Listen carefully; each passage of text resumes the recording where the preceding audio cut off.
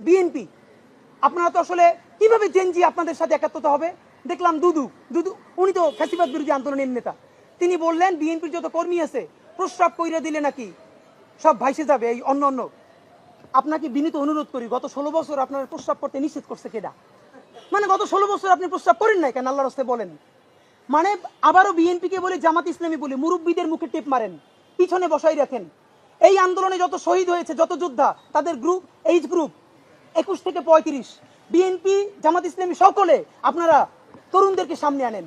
এই মুরব্বীদের কি কথা বলে দেখেন, বলে প্রস্রাব করলে ভেসে যাবে। এটা তো আওয়ামী লীগ তো বললে আমরা জিব্বে ছেড়ে ফেলতাম, এখন তো আওয়ামী লীগের চেয়ে অনেক কি কথা বললো। তা আপনার একটা কথা বলি, এত প্রস্রাব যখন পেটে নিয়ে 16 বছর রয়েছেন, 28 অক্টোবর 2023 পল্টনের সামনে যখন সমাবেশ হয়েছে, গ্রেনেড মারতে পারে নাই, তার আগে বুড়া নেতৃবৃন্দ মুহুর্মুহু কইরে পালাইলেন।